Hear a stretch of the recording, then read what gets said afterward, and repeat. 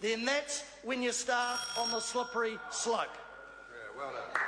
Katrina Shanks. Thank you, Mr. Speaker. Well, I've got to say what an impassioned speech that was from the previous speaker. So what did I get out of it? Well, we got called lazy, we got called lizards, we got called self-obsessed.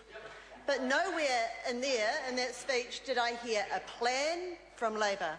Did I hear a vision from Labor? Did I hear an alternative budget from Labor? So what did we hear from Labor? Criticism, put-downs, personal attacks. Nothing has changed in the last 4 years. But it's good to see, first time in 4 years, they're starting to wake up. And it's good to see them taking notice of what's happening around them. And it's good to hear them say that they're looking forward to a brighter future for all of New Zealand, because that's what this national government is going to deliver. So we are a nation that is not afraid to roll up our sleeves and get down to some good hard work. We are a nation of hard workers, we are a nation of integrity, and we are a nation of innovation. And that is key. That is key to our economic growth in New Zealand.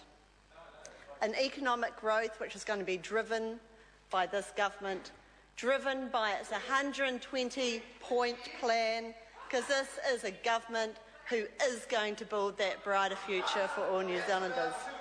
We are making responsibility for ensuring that we've got our books in balance, to ensure we turn to surplus in 2014-15. And this isn't a new aim, this isn't a new plan. This has been in place for the last 4 years, and that's what we're going to deliver for New Zealand. So we're looking at economic growth at 3%, equivalent to Australia. We're looking at creating 154,000 more jobs for New Zealanders. In the last 2 years, we've created 60,000 new jobs. This is important to New Zealand. We are building economic growth on strong fundamentals, and we're going to make the most of all the opportunities which we can find. But we know businesses depend on 6 things. There are 6 key components to business. The first one is ideas and innovation, and we're great at that in New Zealand. The second one is allowing businesses to have access to money, and we've worked with the capital markets to improve those and the confidence. The next one is access to raw materials, and we've got plenty of those in New Zealand. The fourth one is a skilled workforce for our businesses, and we're working on that. The fifth one is customers who want to buy our products, and that's why we're working with these emerging markets around the world. And the fifth one is infrastructure. Infrastructure which our businesses depend on.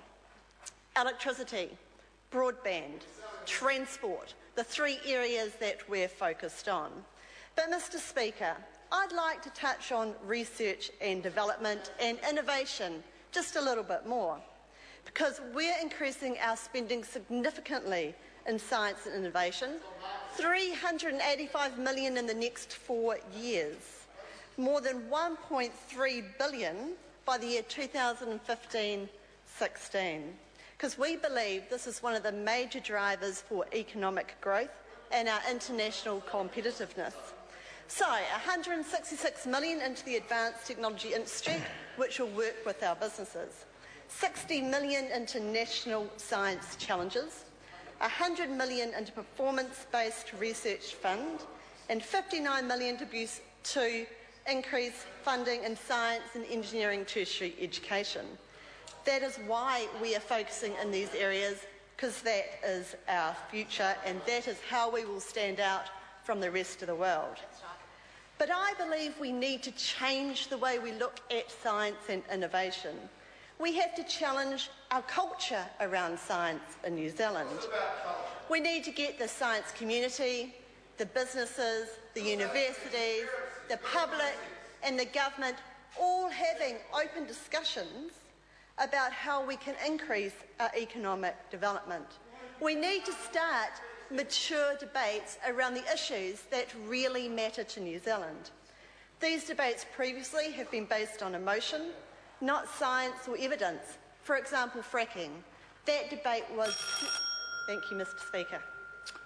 Mr Speaker. The Honourable David Mr Cunliffe. Speaker, isn't it funny how this government has gone from something resembling the Love Boat with the New Zealand